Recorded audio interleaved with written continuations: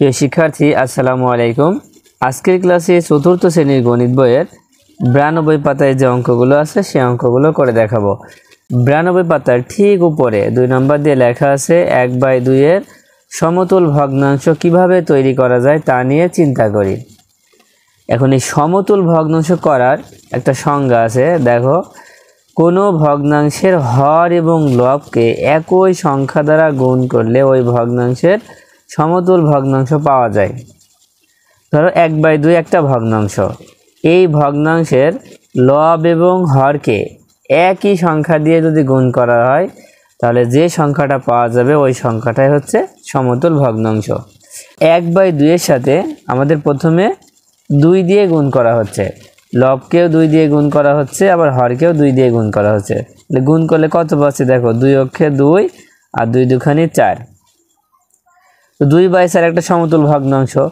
আবার কি, আবার হচ্ছে এই 1/2 আবার 3 দিয়ে গুণ করা হচ্ছে, আবার 3 দিয়ে।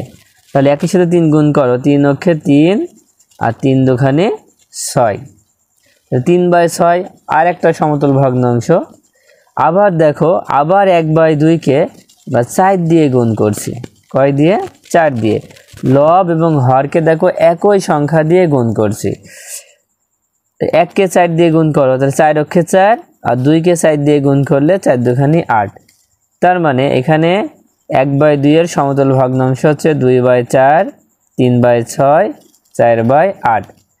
এবার 3 নাম্বার দেখো, 3 নম্বরে লেখা আছে খালি ঘরের সংখ্যাগুলো নির্ণয় করো।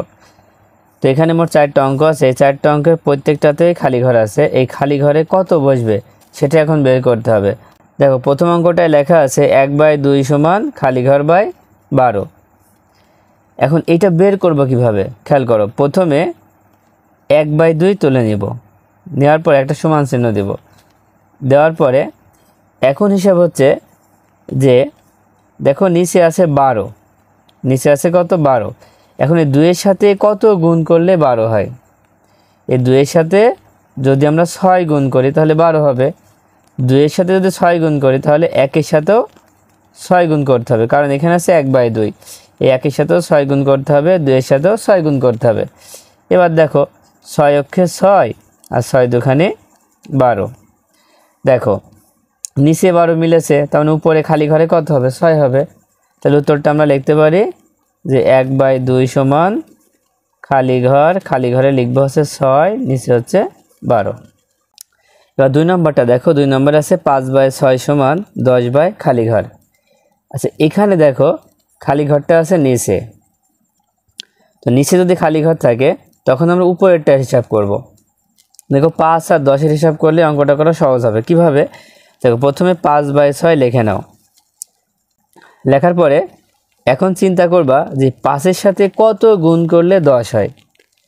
5-এর সাথে কত গুণ করলে 10 হয়? 5 দুখানে 10। 5-এর সাথে যদি 2 গুণ করা হয় তাহলে 10 হয়। 5-এর সাথে যদি 2 গুণ করি তাহলে 6-এর সাথেও 2 গুণ করতে হবে। এবার সমান চিহ্ন দাও। এবার 5 দুখানে 10 আর 6 দুখানে 12, তার মানে উপরে 10 হলে নিচে 12 হবে। তো উত্তরটা লিখে ফেলি, অতএব 5/6 সমান 10/12। এই 12টাকে আমরা খালি ঘরের ভিতরে দিয়ে দেব। এবার 3 নাম্বার দেখো, 3 নাম্বার ঠিক একইভাবে এখানে খালি ঘর আছে নিচে, তার মানে আমাদের উপরে 2টা সংখ্যা আছে। এই উপরেরটা আমরা খেয়াল করব যে প্রথমে আমরা 3/4 লিখে নিব, লেখার পরে যেহেতু এখানে 12 আছে তাহলে 3-এর সাথে কত গুণ করলে 12 হয়? 3-এর সাথে কত গুণ করলে 12 হয়? দেখো 3 4 12, 3 ঘরের নামটা পড়লে হয়ে যাবে 3 গুণ 4, 3 4 12। তাহলে 3-এর সাথে 4 গুণ করলে এই 4-এর সাথে আমরা কত গুণ করবো? 4-এর সাথেও 4 গুণ করব, কারণ আমরা আগেই পড়েছি লব এবং হরকে একই সংখ্যা দিয়ে গুণ করতে হবে। এবার গুণ করে দাও, 3 4 12 আর 4 4 16। তাহলে 16 হচ্ছে এই খালি ঘরে বসবে। অতএব 3/4 সমান 12/16, 16টা হচ্ছে খালি ঘরে বসবে। এবার 4 নম্বর দেখো 7/8 সমান খালি ঘর বাই 24। এখানে আবার দেখো খালি ঘরটা উপরে আছে, তার মানে আমরা নিচের 2টা খেয়াল করব।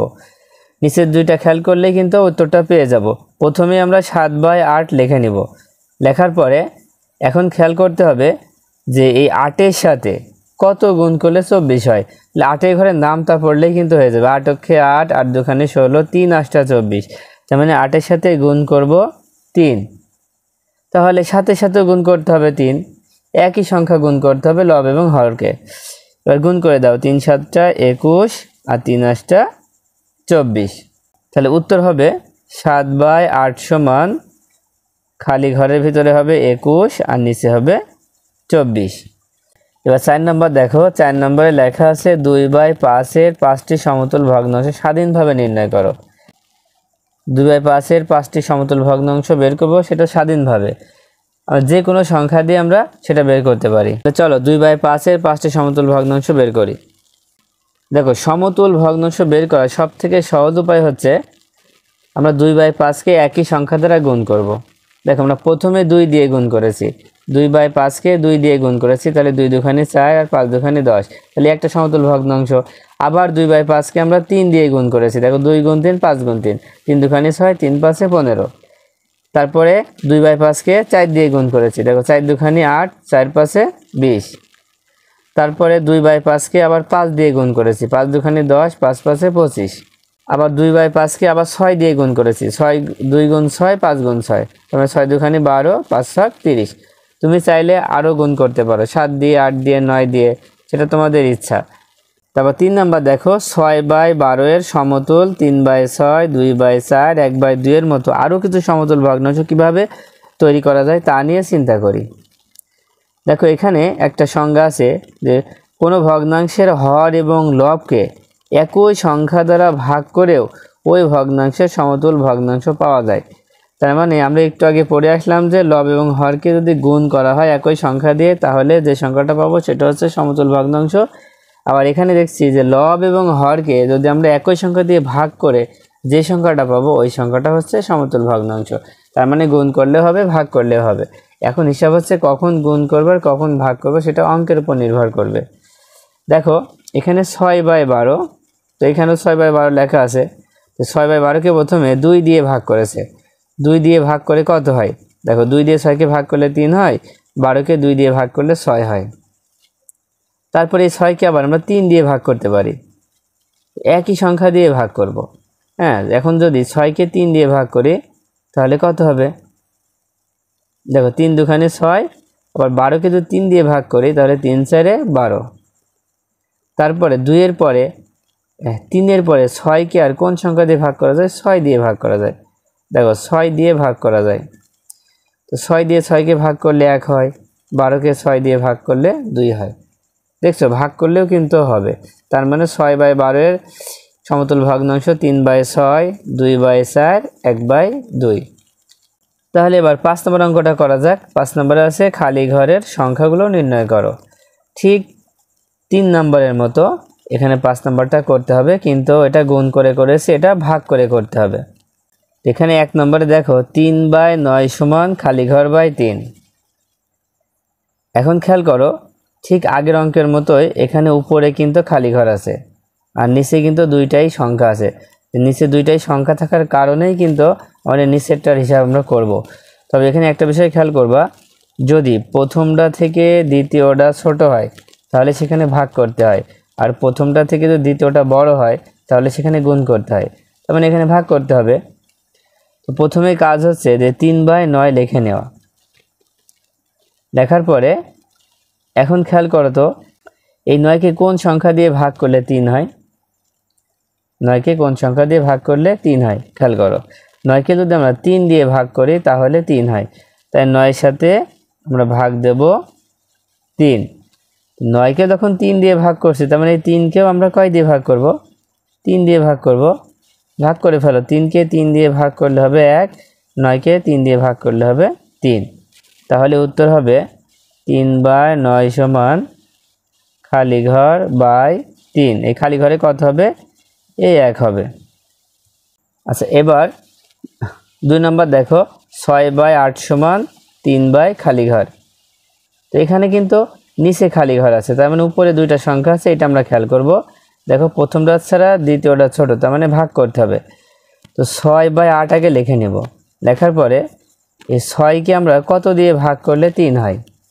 আচ্ছা, একটা সহজ উপায় হচ্ছে এই 3 দিয়ে 6কে ভাগ করো। দেখো 3 দুখানে 6 হয়, তার মানে 2 দিয়ে ভাগ করতে হবে। এখানে ভাগ দিবা 2, নিচেও 8কে ভাগ দিতে হবে 2। 6কে 2 দিয়ে ভাগ করলে 3 হয়, 8কে 2 দিয়ে ভাগ করলে 4 হয়। অতএব 6/8 সমান 3 খালি ঘর। খালি ঘরে কত বসাবো? 4 বসাবো।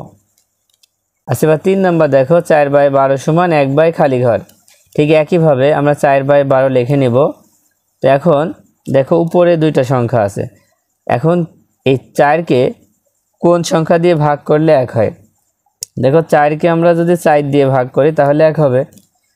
তাহলে 4কে যদি 4 দিয়ে ভাগ করি তাহলে 12কেও আমরা কয় দিয়ে ভাগ করব? 12কেও আমরা 4 দিয়েই করব, কারণ একই সংখ্যা দিয়ে ভাগ করতে হবে। তো 4কে 4 দিয়ে ভাগ করলে 1, আর 12কে 4 দিয়ে ভাগ করলে হচ্ছে 3। অতএব 4/12 সমান 1/3। তাহলে 3টা হচ্ছে খালি ঘর। 4 নাম্বার দেখো, 4 নাম্বারে আছে 8/20 সমান খালি ঘর বাই 5। এখানে দেখো উপরে খালি ঘর আছে আর নিচে দুইটা সংখ্যা আছে। তো এখন নিচে দুটো সংখ্যা থাকার কারণে আমাদের নিচের হিসাব করতে হবে। তাই 8/20 লিখে নিলাম। লেখার পরে এখন এখানে কত দিয়ে ভাগ করব? এই 20কে আমরা কত দিয়ে ভাগ করব? দেখো 5 দিয়ে 20কে ভাগ করলে সেই সংখ্যাটা পাওয়া যাবে। দেখো 4 5 20 হয়, তার মানে 4 পাওয়া যাচ্ছে, সে 4 দিয়ে আমরা 20কে ভাগ করব। তাহলে 8কেও কত দিয়ে ভাগ করব? 8কেও 4 দিয়ে ভাগ করব। 8কে 4 দিয়ে ভাগ করলে 2, 20কে 4 দিয়ে ভাগ করলে 5। এর উত্তর কত হবে? 8/20 সমান খালি ঘর বাই 5। তার মানে খালি ঘরে কত হবে? 2 হবে। আচ্ছা, এখন 6 নাম্বার দেখো, লব ও হরকে একই সংখ্যা দ্বারা ভাগ করে 12/18 তিনটি সমতুল ভগ্নাংশ লেখো। তার মানে 12/18কে একই সংখ্যা দিয়ে ভাগ করে 3টা সমতুল ভগ্নাংশ লিখব। আচ্ছা, লিখলাম, এখানে আমরা লিখলাম যে 12/18।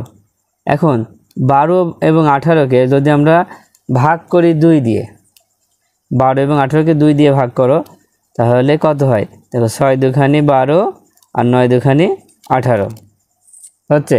কয় দিয়ে ভাগ করলাম? 2 দিয়ে। আবার যদি আরেকটা বের করি তাহলে 2 দিয়ে পরিবর্তে 3 দিয়ে ভাগ করা যায়। তো 3 দিয়ে 12কে ভাগ করা যায়, কারণ 3 4 12 হয়, আবার 3 6 18 হয়। তাহলে 3 দিয়ে ভাগ করে দেখলাম 4 দিয়ে কিন্তু ভাগ করা যাচ্ছে না, 5 দিয়ে যাচ্ছে না, 6 দিয়ে যাচ্ছে। 6 দিয়ে ভাগ করো, 6 দিয়ে 12কে ভাগ করলে 6 দুখানি 12 আর 3 6 18। দেখো এখানে 3টি সমতুল ভগ্নাংশ আমরা লিখে ফেলেছি। 12/18 3টি সমতুল ভগ্নাংশ হচ্ছে 6/9, 4/6, 2/3।